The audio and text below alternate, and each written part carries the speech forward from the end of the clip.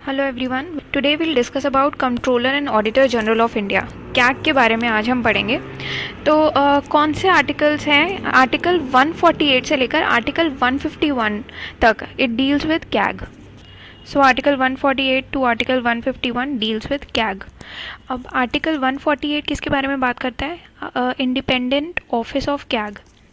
कि कैग का जो ऑफिस है that is an independent office and controller and auditor general of India is the head of Indian audit and accounts department and he controls the financial system of the center as well as the state. जितना भी basically जो CAG होता है वो public purse का guardian होता है और वो पूरा एंटायर फाइनेंशियल सिस्टम जो है उनको कंट्रोल करता है पूरी कंट्री के, और दोनों लेवल्स पे। ये नहीं कि सिर्फ एक ही लेवल पे करता है, सेंटर लेवल पे भी करता है और स्टेट लेवल पे भी करता है। और जो कैग की ड्यूटी होती है वो ये होती है कि to uphold the constitution of India, और जो लॉज हैं पार्लियामेंट के in the field of financial administration उनको देखना। तो यही एक रीज़न है कि डॉक्टर बी आर अम्बेडकर ने भी ये चीज़ कही थी कैग के लिए कि जो हमारा कैग होता है shall be the most important officer under the constitution of India. जैसे कि जो हमारे और इम्पॉर्टेंट ऑफिसर्स होते हैं वो होते हैं सुप्रीम कोर्ट हो गया, election commission, union public service commission. तो ये ऑफिसर्स जो होते हैं जैसे they are one of the bulk works of the democratic system of government in India. तो ऐसे ही कैग जो है वो बहुत ही इम्पॉर्टेंट ऑफिस होता है under the constitution of India. और अब बात करते हैं अपॉइंटमेंट एंड टर्म की। तो सबसे पहले कि कैग को अपॉइंट कौन करता है? President of India. तो controller and auditor general of India is appointed by the president of India. All right. और जो हमारे कैग है उनका ऑफिस जो होता है वो इंडिपेंडेंट होता है। मतलब कि ऐसा नहीं है कि प्रेसिडेंट का जब भी मन करता है वो कैग को हटा सकते हैं, तो ऐसा नहीं है। तो कैग जो होता है वो उनका एक इंडिपेंडेंट ऑफिस होता है, और उनको अगर हटाना है तो आप सिर्फ और सिर्फ कॉन्स्टिट्यूशन के प्रोविजंस के अकॉर्डिंग ही प्रेसिडेंट उनको हटा सकते हैं। अदरवाइज आप उनको ऐसे ही does not hold his office under the pleasure of the president. तो he has his independent office, independent powers. All right. पर हाँ, उनको अपॉइंट करने का जो प्रोसीजर है, कौन अपॉइंट करता है? प्रेसिडेंट ऑफ इंडिया अपॉइंट करते हैं। और उनका टेन्योर कितने का होता है? 6 साल तक के लिए रह सकते हैं, या फिर 65 ईयर्स के एज के लिए, जो भी मतलब जल्दी कंप्लीट हो जाता है उतने टाइम के लिए रह सकते हैं। तो रिटायरमेंट एज जो होती है 65 ईयर्स होती है, इसके बाद आप नहीं रह सकते हैं, और 6 साल तक के लिए आप ऑफिस में रह सकते हैं। और अगर आप रेजिग्नेशन कैग जो है वो रिज़ाइन करते हैं तो उनका resignation letter is addressed to the president of India को एड्रेस किया जाता है। एंड उनको उसी सेम ग्राउंड्स पे ही रिमूव किया जाता है। जो रिमूवल होता है कैग का वो सेम होता है, same as that of removal of जज ऑफ सुप्रीम कोर्ट। जैसे सुप्रीम कोर्ट के किसी जज को रिमूव किया जाता है वैसे ही सेम प्रोसीजर है कैग को भी रिमूव करने के लिए। और ये मैंने आपको अपने सुप्रीम कोर्ट के लेक्चर में बताया है बहुत अच्छे से कि सुप्रीम कोर्ट के जज को कैसे रिमूव किया जाता है। मैं आपको फिर से एक ब्रीफ में बता देती हूँ कि प्रेसिडेंट जो है वो एक on the basis of resolution जो है वो रिमूव कर सकते हैं सुप्रीम कोर्ट के जज को या कैग को, जो कि सबसे पहले दोनों हाउसेस ऑफ पार्लियामेंट जो है वो स्पेशल मेजॉरिटी से एक रेजोल्यूशन पास करेंगे, जिसके बेसिस पे प्रेसिडेंट जो है वो कैग को या फिर जज ऑफ द सुप्रीम कोर्ट को रिमूव कर सकते हैं। और क्या क्या ग्राउंड है इनको रिमूव करने के? या तो मिसबिहेव किया है, तो मिसबिहेवियर इनकैपेसिटी जो है वो ग्राउंड्स होते हैं इनको रिमूव करने के। Next will move to independence. तो इंडिपेंडेंस ऑफ कैग में क्या है कि कॉन्स्टिट्यूशन ने कुछ प्रोविजंस बनाए हैं ताकि कैग का ऑफिस जो है वो एक इंडिपेंडेंट ऑफिस रहे, एक सिक्योर्ड पोजीशन रहे कैग की। तो वो क्या क्या है?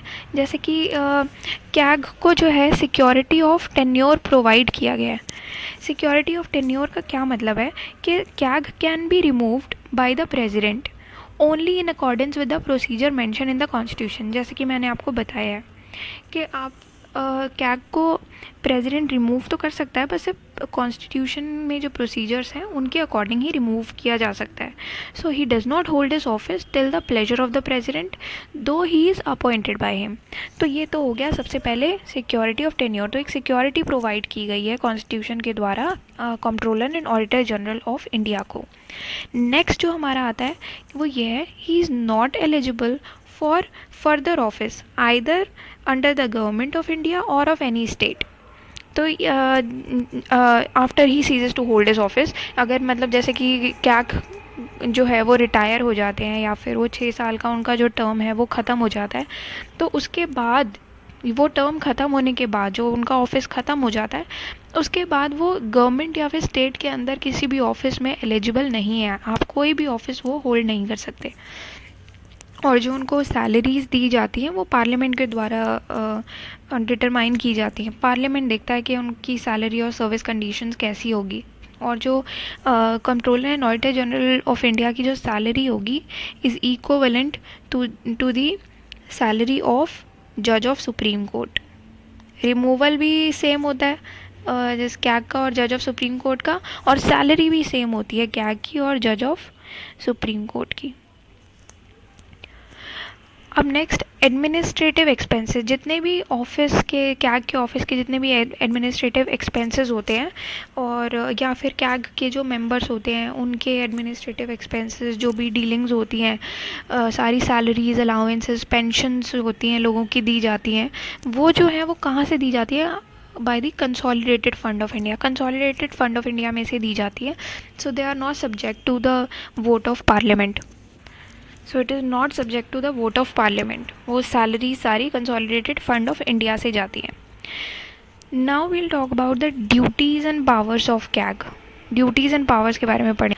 अब आर्टिकल 149 जो है it deals with the duties and powers of the CAG. Basically article 149 जो है हमारे कॉन्स्टिट्यूशन का article 149 it authorises the parliament to prescribe the duties and powers of the CAG in relation to the accounts of union and of states और any other authority और body.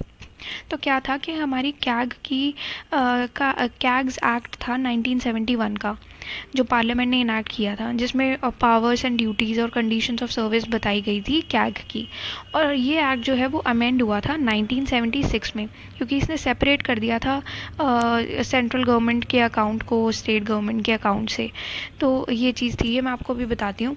और सबसे पहला जो हमारे ड्यूटीज़ एंड फंक्शंस में आएगा वो ये आएगा कि कैग जो है ही audits the accounts related to all expenditure from the consolidated fund of India. तो कंसोलिडेटेड फंड ऑफ इंडिया का जितना भी एक्सपेंडिचर होता है उसको ऑडिट करता है। और कंसोलिडेटेड फंड ऑफ इंडिया हर एक स्टेट का कंसोलिडेटेड फंड ऑफ इंडिया का, और ऐसी यूनियन टेरिटरी जिसमें लेजिस्लेटिव असेंबली होती है तो सारी लेजिस्लेटिव असेंबलीज़ के भी कंसोलिडेटेड फंड ऑफ इंडिया जो है कंसोलिडेटेड फंड को ऑडिट करता है। तो ये रिस्पॉन्सिबिलिटी भी कैग की होती है। अब फिर सेकंड चीज़ ये आ जाती है, he audit the contingency expenditure from the contingency fund of India and the state contingency fund of India का भी और हर एक स्टेट का भी। फिर पब्लिक अकाउंट ऑफ इंडिया और पब्लिक अकाउंट हर एक स्टेट का भी, तो इनको भी ऑडिट करती है। उसके बाद CAG audits the trading manufacturing और जो प्रॉफिट लॉस का वो क्या जो अकाउंट्स हो गए और बैलेंस शीट्स हो गई, तो इन सब का ऑडिट भी कैग करती है। जैसे सेंट्रल गवर्नमेंट और स्टेट गवर्नमेंट ने जितने भी ये trading manufacturing profit loss accounts balance sheet जितने भी सब्सिडरी अकाउंट्स वगैरह रखे होते हैं उन सब का ऑडिट जो है वो कैग करता है। और कैग जो है रिसीप्ट्स एंड एक्सपेंडिचर जितने भी होते हैं सेंटर के भी और स्टेट के भी, उनको भी ऑडिट करता है कैग। और किस चीज़ को ऑडिट करता है? जो जैसे कि सारी जितने भी अथॉरिटीज़ होती हैं, जितनी भी बॉडीज़ होती हैं which are financed from the central and state revenues, मतलब कि जैसे जिनको सेंटर और स्टेट रेवेन्यू से फाइनेंस किया जाता है, जिनको सेंटर और स्टेट पैसे देती है जिन बॉडीज़ को चलाने के लिए, तो उनको उनका ऑडिट भी उनके रिसीप्ट्स एंड एक्सपेंडिचर का ऑडिट भी कैग करता है, और जो हमारी गवर्नमेंट कंपनीज़ होती हैं उनका ऑडिट भी, और जो हमारी कॉरपोरेशंस होती हैं, बॉडीज़ होती हैं, तो उन सब का ऑडिट भी कैग ही करता है। ऑलराइट, नेक्स्ट ये है कि जितने भी जो ट्रांजैक्शंस होते हैं, जैसे सेंटर और स्टेट गवर्नमेंट्स के ट्रांजैक्शन होते हैं, डेब्ट से रिलेटेड, सिंकिंग फंड से, deposit, advances, suspense accounts and remittance business, और जितने भी रिसीप्ट्स हो गए, स्टॉक अकाउंट्स हो गए, जितने भी ये सारे अकाउंट्स हैं, पहले प्रेसिडेंट का अप्रूवल लेना पड़ता है, और अगर प्रेसिडेंट ने कहा है ऑडिट करने के लिए, तो वो सारे ट्रांजैक्शन सेंटर और स्टेट गवर्नमेंट के जो है वो ऑडिट करता है कैग।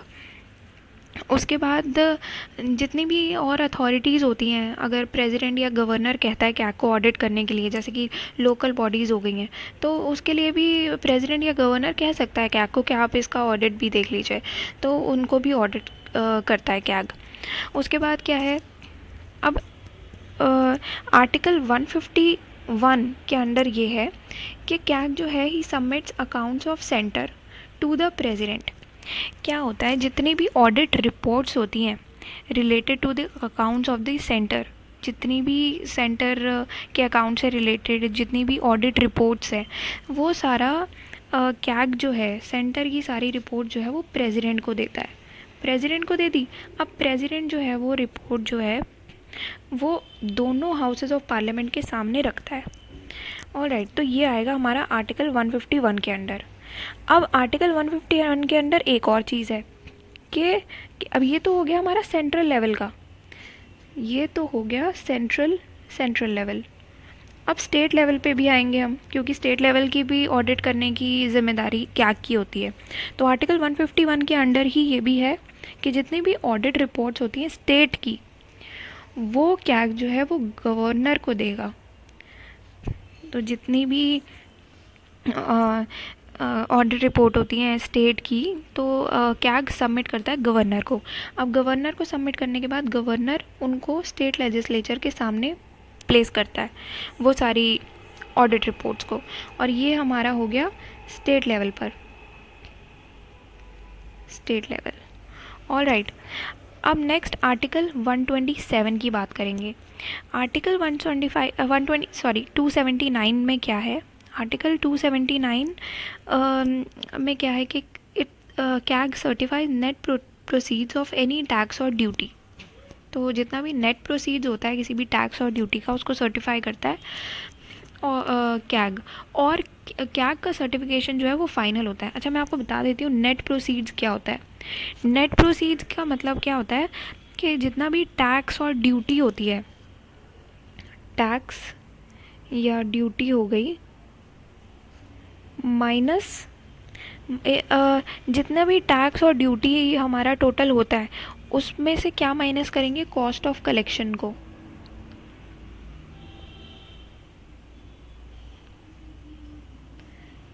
तो ये हमारा आ जाएगा net proceeds. So net proceeds equal to any tax और ड्यूटी, सारी all the tax and duties minus cost of collection, तो इट इज़ नेट प्रोसीड्स। उसके बाद 1976 का अमेंडमेंट मैंने आपको बताया था कि उसमें सेपरेट कर दिया गया था सेंट्रल अकाउंट्स को स्टेट अकाउंट से। तो जो सेंट्रल अकाउंट्स का जो मेंटेन करने की जो जिम्मेदारी है, सेंट्रल गवर्नमेंट के अकाउंट्स को मेंटेन करने की जिम्मेदारी, वो अब कैग की नहीं है। तो कैग जो है वो कंपाइल करता है और मेंटेन करता है स्टेट गवर्नमेंट के अकाउंट्स को। 1976 के बाद he was relieved of his responsibilities with regard to the compilation and maintenance of accounts of the central government due to the separation of accounts from audit, जो कि departmentalisation of accounts हो गया था फिर। So that's all for now in this lecture.